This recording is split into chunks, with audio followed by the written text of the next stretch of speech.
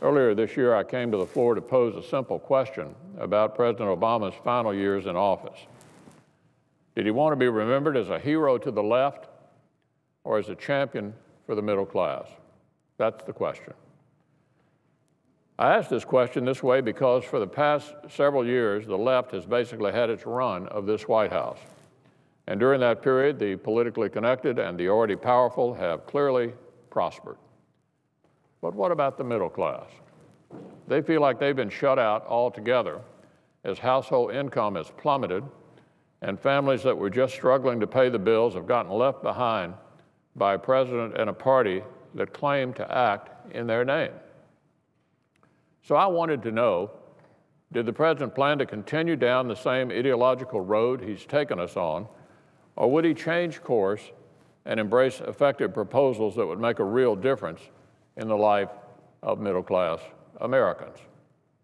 Would he reach across the aisle to jumpstart job creation and make the economy work for the middle class again? Well, over the last few months, we appear to have gotten our answer. Once more, the real concerns of ordinary Americans have been pushed aside in favor of the preoccupations of the political left. Yet again, we've seen the truth of the old saying that a liberal never lets the facts get in the way of a good theory. Once again, we've seen how liberal policies end up hurting the very people they claim to help. Nowhere is this more apparent than in the debate over the minimum wage. As a recent CBO report made clear, the president's bill basically amounts to a terrible real-world trade-off, helping one group of low-income Americans by undercutting another group of low-income Americans. How is that fair? Americans are crying out for jobs. Job creation is the top issue in our country. Our unemployment and underemployment rates have remained abysmally high more than half a decade after this president took office. And what's the White House solution? A bill that might sound good in theory, but could cost as many as 1 million jobs, according to CBO. Now, the Congressional Budget Office released another report, this one on Obamacare, and there's a similar story. 2.5 million fewer Americans in jobs thanks to Obamacare. Huge, huge disincentives to work thanks to Obamacare. That's what CBO said. Now, of course, Washington Democrats, the same folks who promised you could keep your health plan if you liked it, they told Americans not to believe their own eyes, that Obamacare would simply liberate them from jobs.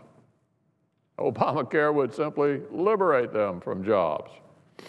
It's just unbelievable, especially when you consider that the law's medical device tax alone is projected to kill as many as 33,000 jobs, and that 60% of business owners and HR professionals recently surveyed said that Obamacare will negatively impact jobs. As a member of that group recently put it, quote, small businesses have an incentive to stay small, end quote, under Obamacare. That's because Obamacare can punish businesses that choose to hire more workers. Now, in my home state of Kentucky, the tension between priorities of the left and the needs of real people is on full display. That's because the Obama administration has trained its sights on some of our most vulnerable citizens. One administration advisor actually used the words war on coal to essentially describe what the administration is doing, or in his view, probably should be doing, to hardworking miners who just want to put food on the table. Those were his words, not mine. And here's why, because according to the liberal elites in Washington, these folks are standing in the way of their theories. A practical approach that actually takes the concerns and anxieties of these people into account would promote clean energy, even as it acknowledges the real-world benefits of traditional sources of energy. My point is this. The administration has broken faith with the middle class, and it's stirred up strong emotions, especially among those of us who actually want to see a better life for those struggling to make it in our states. Almost everyone feels let down. A lot of folks are really angry. And it's a real tragedy, not only because of the missed opportunities and the human cost of these policies, but also because the president ran for office, he promised a very, very different approach. It's tragic because the very folks he's talked about helping are the ones who seem to suffer the most under his presidency. And it's tragic because it appears as if he answered the question I posed in January, that he's prepared to double down on the left and throw in the towel on the middle class. How else can you explain the obsession with all these peripheral ideological issues at a time when Americans are demanding good, stable, high-paying jobs and a new direction? At a time when folks' wages are stagnant, but their costs always seem to be rising. At a time when younger Americans seem to be resigned to a harder life than their parents had. How else do you explain why the president has refused to sign off on projects like Keystone Pipeline that would create thousands of jobs? Or why he refuses to push his own party to join Republicans and support trade legislation that could create even more jobs? This can't be the legacy the president really wants to leave, but it's the legacy he'll be ensuring for himself if he doesn't change. There's still time to alter the course. There's still time for the president to acknowledge there's just no reconciling the demands of his base and the concerns of the middle class. It's one or the other, because the real solution here is liberating the private sector.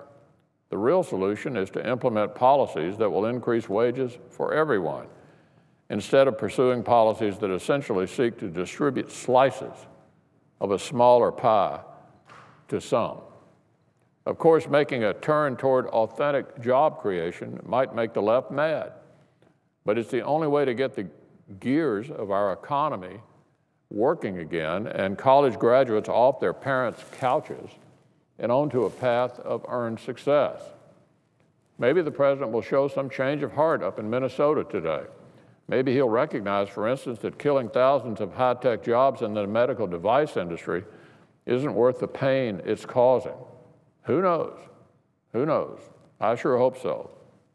Because if you've entered the sixth year of trying to fix an economy and you're still talking about emergency unemployment benefits, it's time to recognize your policies just haven't worked for the middle class. It's time for a fresh start. So before I go, Mr. President, let me also say I'd like to highlight one more dividing line between the dreams of the left and the well-being of our constituents. It's a topic I spoke about yesterday, and that's Medicare Advantage.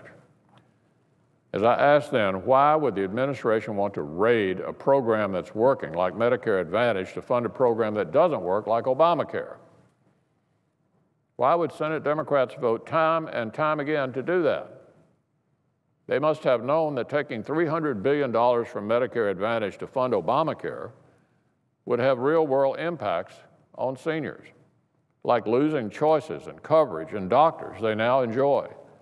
It's not fair. It's not right, and several of my colleagues will be coming to the floor to speak more about this issue this morning. Mr. President, I yield the floor.